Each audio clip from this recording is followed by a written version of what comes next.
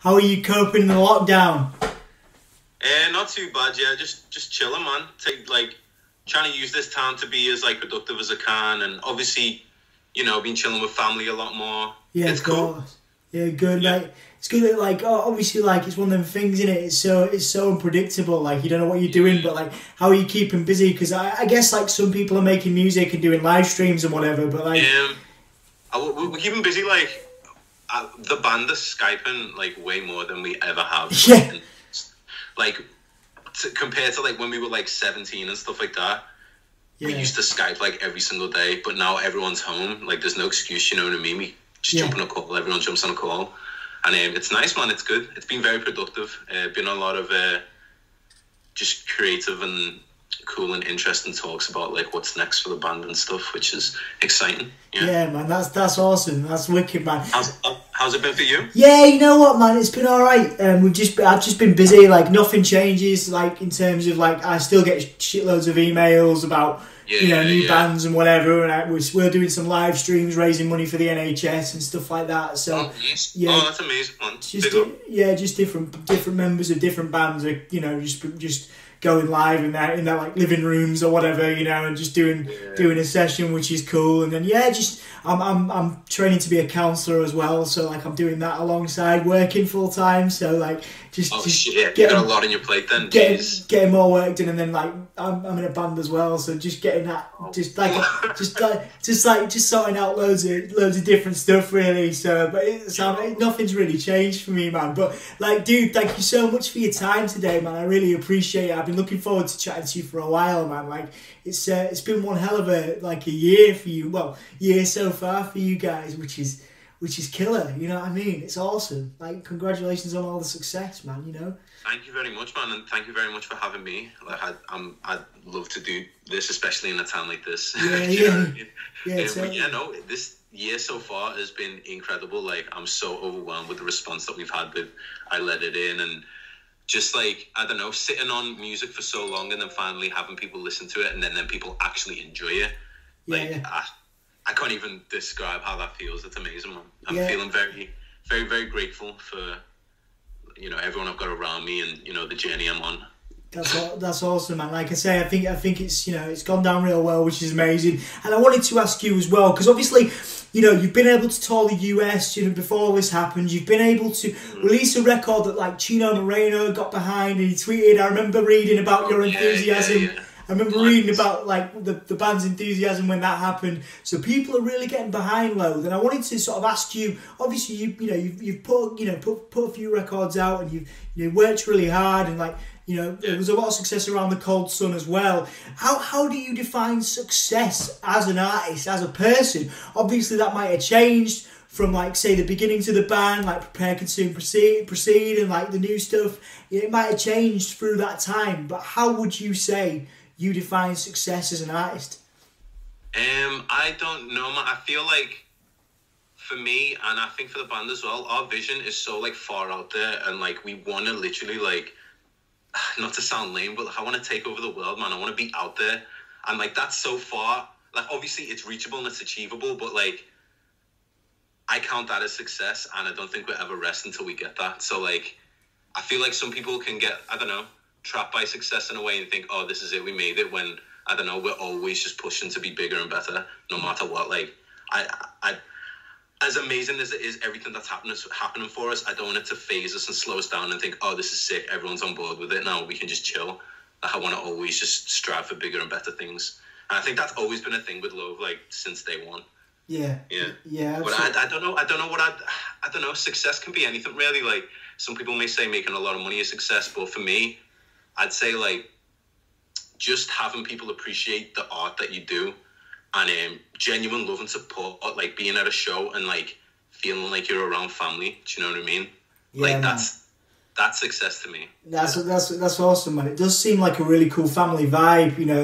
I say, reading interviews with you guys in the past and listening to you talk about it, it does seem like you put a lot of weight and a lot of effort into the people that are watching you, and how much love they give you, which is nice. It's refreshing, you know what I mean? It sort of seems like a big family around you guys, which is cool. Yeah, definitely. And a nice sort of collective and that, which is mint. And sort of as an extension of that, obviously outside of music, you know, I know you're into like movie soundtracks and scores and stuff.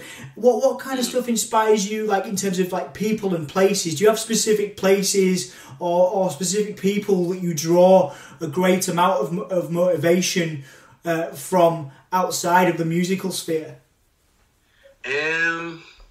I'd say for like movies and stuff, and like I really love the whole aesthetic behind like New York in the 70s. Nice. And like, or like West Coast 90s like rap era, like the whole like G-Funk and like just like all of that whole like era of music, like this, not even music, sorry, it's just the style, the way people dressed, the way people talked and acted, like has been a very big inspiration on me, even from when I was little. Like The Warriors is still to this day probably one of my favorite films. Yeah, and then even on the game side of things, like GTA San Andreas, Class. I know it's a GTA game, but like that, I feel like that impacted my life heavily when that game came out. Like in terms of like what music I was into, the way I would like what I thought was, how I thought it was cool to dress, and just everything really. Yeah, man. Yeah, I think it's cool when you can have a whole aesthetic, and that was one of the things I was going to ask a little bit later on, was how important is the aesthetic to Loathe? Because obviously you've got the artwork, which is mint. Like obviously you know there's so much care and attention to that, and then there's the videos as well.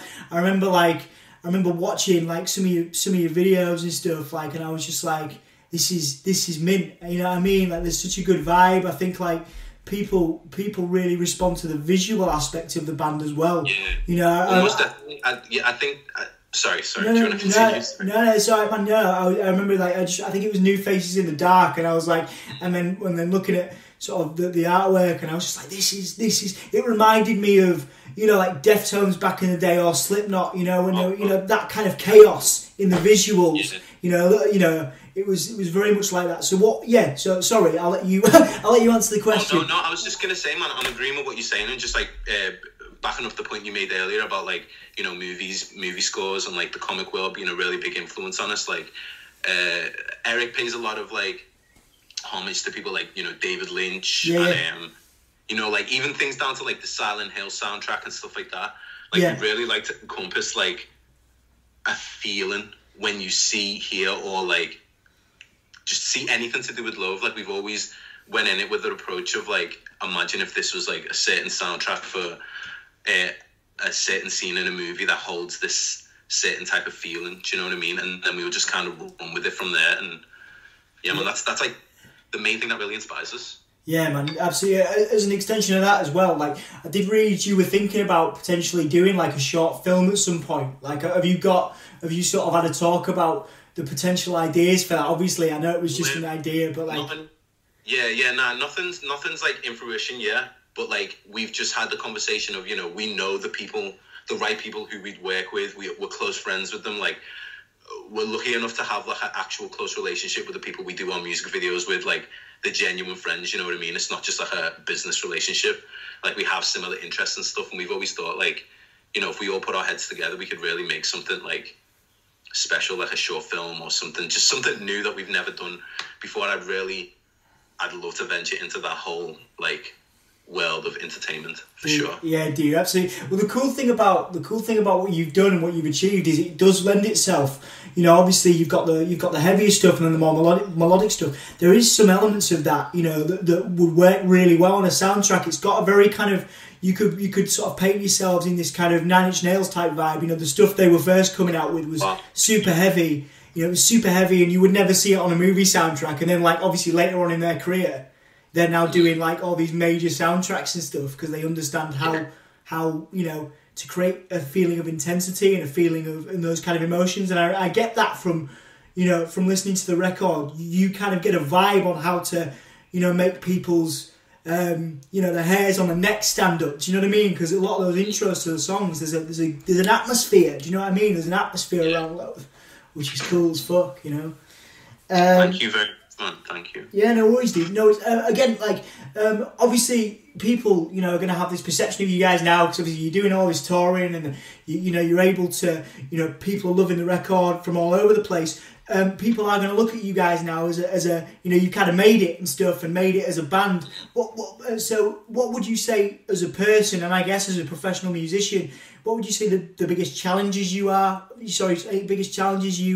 have are at the minute? Because obviously, again, people are going to be, oh, LOATHE have made it now, they're rolling in, you know, they've got the tours and they've got the money and all this stuff, and that's the perception. But like, I know you've achieved a lot of stuff, but in terms of the challenges that you still face as an individual and as a band, what are the greatest challenges right now? I think with like touring a lot and stuff like that is you know, family and close friends who you have at home and you're away for so long and stuff, like that can have an effect on your relationship, and then in turn can have an effect on your mental health, you know. Yeah. And like, I think that's been a thing I've struggled with in the past, but as of recently, and obviously, you know, with quarantine happening and everything, I've been at home a lot more. I've spent a lot more time with me family. I've, you know, had a lot of self-reflection and stuff, and I feel like I'm in a lot better of a place.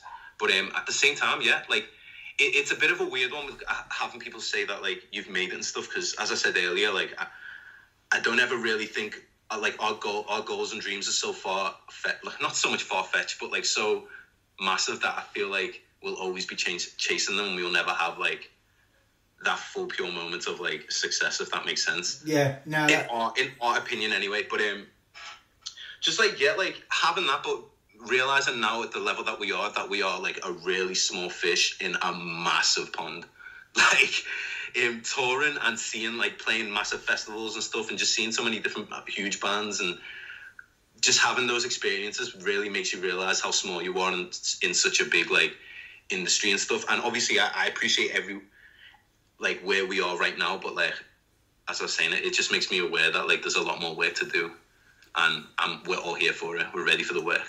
yeah, man, it's good. But I think, you know, it's cool as well to think about how much, because obviously, you know, there's not a lot of. I remember you having a discussion with someone about there's not a lot of bands that come out of Liverpool that are doing, you know, well in terms of a global scale. There's obviously some amazing bands in that have done different things during their careers, but it's cool because LOATHE can now inspire potentially, you know, like Liverpool has a great indie scene, and I was living in Chester when they had like a flipping indie explosion of mint bands. But like in terms of metal and stuff, you know, it's cool because you can inspire other bands and think, oh well, if LOATHE are doing that, then maybe, you know, maybe we can as well. Which, you know, definitely, because that's what our local scene did for us. Like growing up, when me and Eric were like 16, 17, going to gigs like Carson City gigs, they're really big.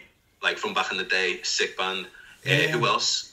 There was this other band called Chasing the Legion, which was, funnily enough, our drummer Sean, his old band.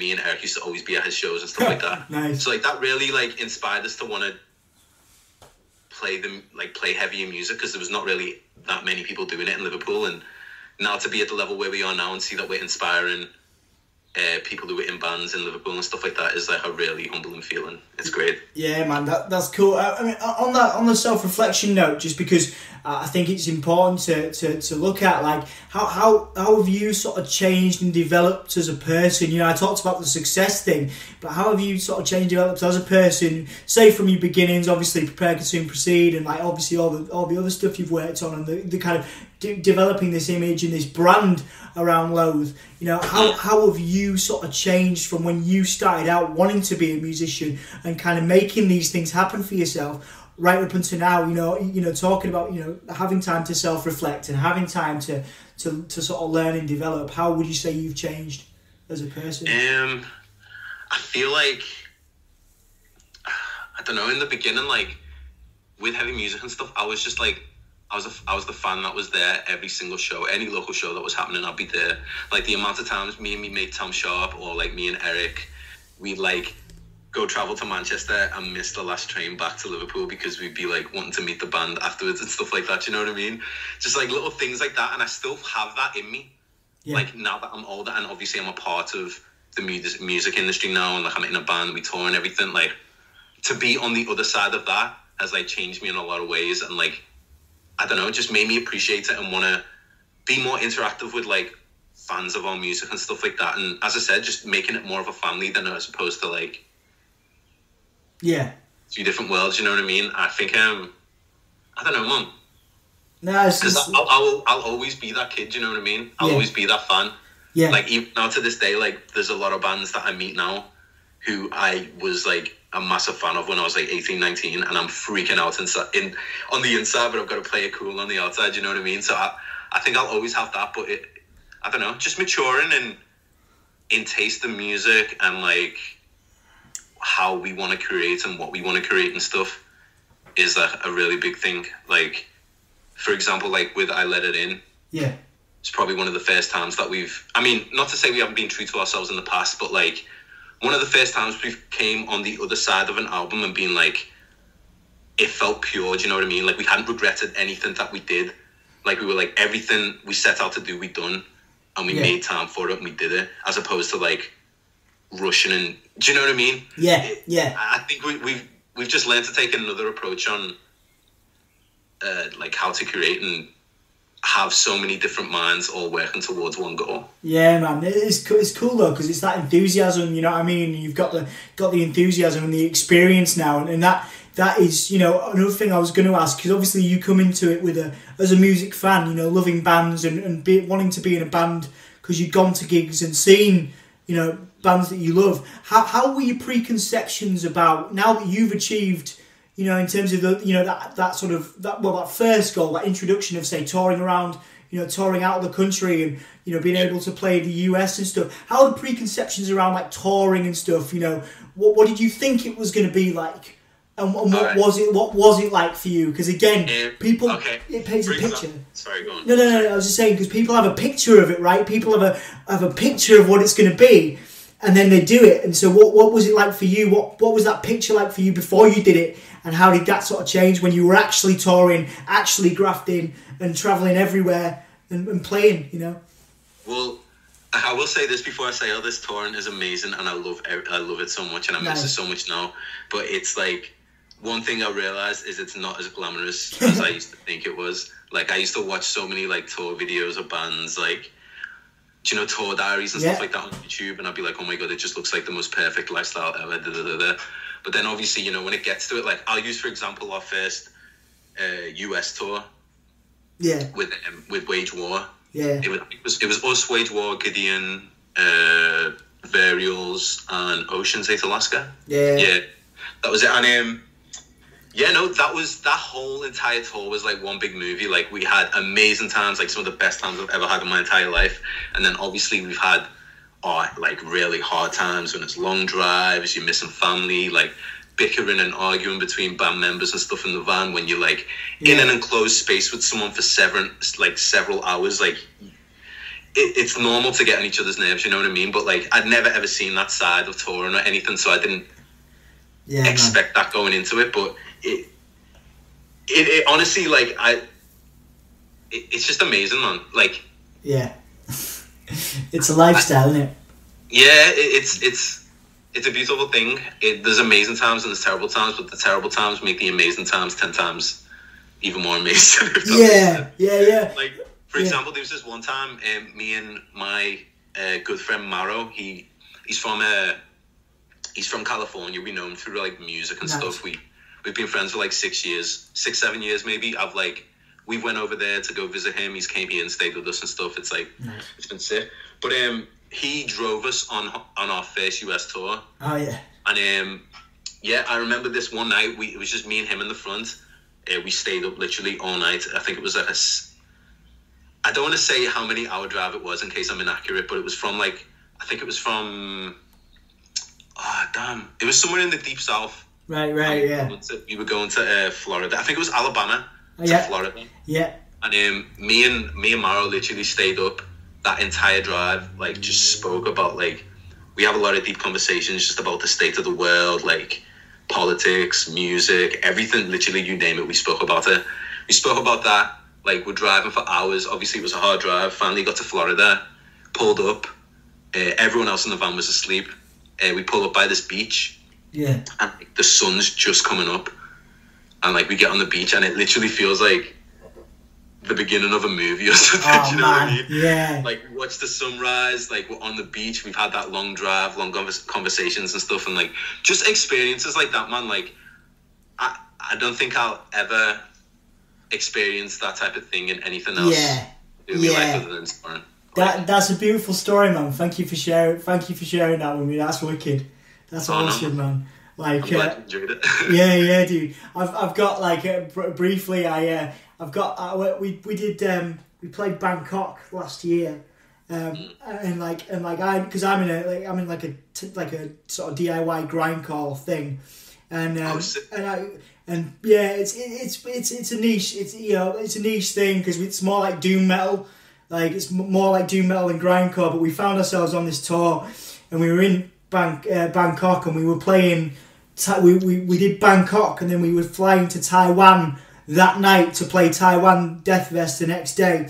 And I'm going to try and keep this as brief as possible, but it was like one of the best experiences of my life, because I never thought, because I got cerebral palsy, right? So I never thought I'd be playing drums. I never thought I'd be in a band or anything like that, you know? And then so here I am, and I'm like, this is supposed to be the best fucking day of my life, playing Taiwan Death Fest.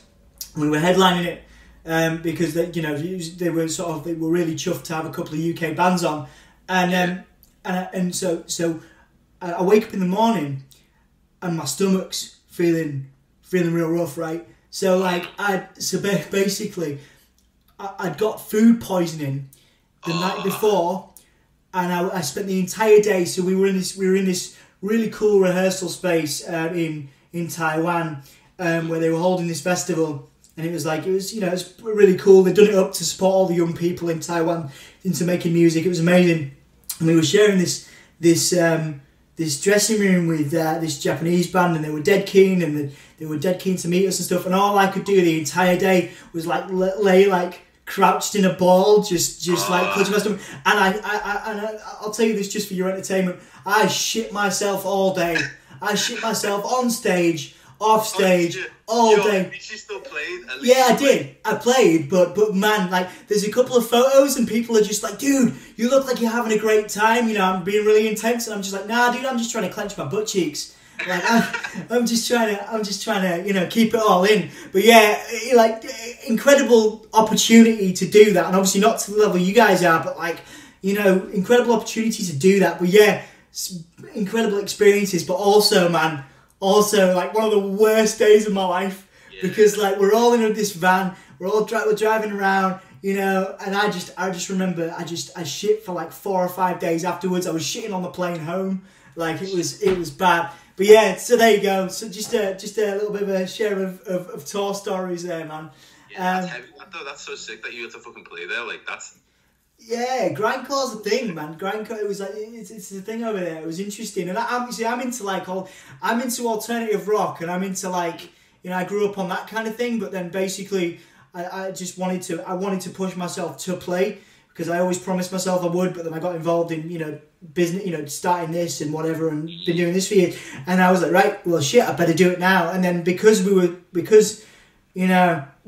it's a thing there, this kind of niche genre, we were like, oh, cool, well, we'll put our sort of, what's the phrase? Put our rabbit in the hat to play, and then they were like, come down. Yeah. So yeah, it's because I never thought I'd do it. So it's like, it's mint to be able to say that, it's done. And it's funny what you say about, related it back to you, what you said, about it being like something that you love, because even though that happened, like, I still want to go back and do it again. Like, even though I spent the most of the day in pain, or like we drove like hours and hours, and like at the time I was like, never again, fuck this. When you think back to it, it's like that was living. Like, I felt alive. Do you know what I mean? Yeah, totally, man, totally. It's like, there's been even in the past with our one of the last tours that we did before our headline tour, we did a tour with Straight from the Path, and I got really, really ill on that tour. I think all of us did in the band. Right. Just something was going around at bug or whatever. I don't know what it was, but everyone was really ill. My throat was bad. Like, I could barely swallow. Like, anytime I'd swallow, it wasn't to do with like the vocals, how I was like screaming or anything. I was just ill. Do you know what I mean? Like, the worst I've ever felt on tour ever. And there was so many times that it was like, I'd be like, nah, I don't know if I can do it tonight. Like, I need to go have a lie down and see how I feel. And there was a few shows on that tour where it would be like 40 minutes before we play, and I'd just get up and be like, no, I've got to do it. Like, it has to be done. Like, and then I'd do it, and I'd feel amazing afterwards. Literally, would not feel ill at all. It'd be great, and it would be amazing. So yeah, no, it is. Yeah, it's one of them, like, pushing to do what you love, even in like the harshest times. Yeah, man. Yeah, dude. Absolutely, man. Absolutely. Cool. I've got one more for you. I could probably sit and talk to you for ages, man. Like, thank you again so much for the time. But I wanted to ask. It's been lovely, man. Thank you for having me. Honestly, mate, my pleasure. So I wanted to ask you basically what Loathe means to you as a band in terms of like catharsis, because I read that like Two Way Mirror was based on a conversation you had with your dad after a while, and I think, and then there was like, and then obviously. There's other songs on there that are about the journey you've been on, and I wanted to, is Loathe catharsis for you? Is it catharsis for the whole band? Like, what does? I'd say for the whole band. I'd like to think of it as, and I've always said this, a place for us to just purely and freely express ourselves. Like, Loathe, that's like the emotion in itself. Like, if we feel pissed about something, I'm gonna sit there and write it, Eric come up with a heavy riff, and then boom, it's done. Like. Do you know what I mean? We'll all chip in and make a sick song. Yeah. And like that's what it's always been. It's literally like, obviously we like to have like a story behind everything, and like we want Loathe to be its own world, but within that world we want you to be able to express yourself freely and do what's true to you. You know what I mean? Yeah. Because like that's what music does for me. That's how it makes me feel, and yeah. Nice, man. Nice. I'm asking everybody as an extension of that. You know, like in terms of just being, you know, in this lockdown, and but you know, bearing in mind the stuff you just said about, you know, what it means to you as a band. Do you have a song or songs by bands that you use to motivate yourself in difficult times? Obviously, you know, so we work with a lot of young people with mental health issues that want to get into music and stuff, and you know, and they use certain bands to drive them. And I will share you an honest story with that. When I put on Two Way Mirror in the car the first time, I nearly fucking cried, mate. I remember that first, and I know that sounds weird, but you know when like a riff, you know when something gets you, and you just like, fuck, man, this is beautiful. Do you know what I mean? Yeah, and I'm driving. I get that, and see, that's what I mean. Like, that's what the music I listen to does to me, and the fact that can do that for you, like, and obviously I've had my times with that song. Like, okay, I'm gonna tell you a story. Yeah, do you know the way Two Way Mirror, as you said, you know, it was about my dad, like my relationship with my dad and that. Yeah. Recently on our UK headline tour, he came to see us. I think it's the second time he's seen us live, but this time it's the first time he's ever seen a headline show. And it sold out in London, which was amazing. And as soon as he played Two Way Mirror, like I literally pointed at him, and like literally, I shit you not, the crowd like spread open. He came forward. I shook his hand, give him a massive hug, and then we played the song, and it was just like, oh man, a mad moment. Whoa. But not like back to what, like, I'm sorry. Yeah, go you were just saying that, and I really, really appreciate that, man. Thank you for sharing that with me. Like, no worries, man. No worries. Like, that's what I mean. So sorry. Yeah. To finish the question off, do you have, you know, just for people listening or reading, you know, what songs do that for you? You know, whether it's other bands or whether it's it can be your own songs as well. What songs, you know, lift you up when you're having a bad day, when you're struggling, when you're going through those darker times? And you know, what songs do you go to lift you up? As of recently, a song I've been listening to a lot recently that's helped me a lot. I recently broke up with my ex. Oh man, I'm sorry. And yeah. There's a song called "Clean" by a band called Static Dress. Nice. That song really helped me out a lot. Like the lyrics, just the melody, everything. Like probably helped me out a lot. And then even down to like artists like Earl Sweatshirt. Yeah. I feel like he paints such an amazing picture with his words, and like sometimes describes my feelings better than I ever could myself. And like that, man. I really, really connect with his music on levels. Like he's got a song called "Force It" and a song called "Grief." Nice. And two songs are probably like two songs that have helped me out a lot. That's awesome, man. That's cool. Even like bands like Sleep Token, like yeah, man. Yeah, like there's a lot of music, man. You've got me on my Spotify right now. I'm just like, I do, man. Yeah, share it all, man. It's good because we're just trying to get people to share like music that they love, because obviously like your music will do that for people. I spoke to Frank Turner the other day, and you know, obviously his music does that for people, but it's really interesting to know, you know, what music lifts you up, because I know you've got your Spotify playlist which has some, you know, some classic bangers on it and stuff, but in terms of like, you know, mental health, and in terms of those tracks that really lift you up and might do that for other people, I think it's important, you know, to share those as well. Oh yeah, most definitely. I'm just trying to think of some give us a couple more, man. Yeah, no pressure. If you want, you can always send them to me as well. Yeah, well, there's a song called Peace and Love by Gary Bartz. Nice. It's just a really like soothing and peaceful song. Really good to listen to in the morning as well when you wake up. That's been a thing I've been doing the past few days. Nice, man. I'm gonna put all these in. Like, I'm gonna put all these in the interview. So yeah, thank you very much for sharing, and thanks for your time today, man. Like, I really appreciate it, dude. I hope you have like a wonderful rest of your day and that, you know, because it's been a pleasure talking music with you, man. Like, obviously, like I continue to like listen to that record and, you know, the back catalogue and stuff, and people love it, man. You know, people that have never heard it, you know, I'll share stuff on my Facebook or whatever of bands that I really love, and people will be like, fuck, man, LOATHE are incredible, you know, and it's so nice to have that, you know what I mean, like, and people are really investing in it, man. So congratulations on everything, and yeah, I'll catch you down the road, man, for sure. Yeah, man, definitely. Thank you so much, man. Hopefully see you in the future when all of this is over. Yeah, 100%, man. Let's keep in touch. I'll catch up with you soon, yeah? No worries. Thank you for having me, Dom. Take care. care. Take it easy, brother. Take it easy, man. Bye.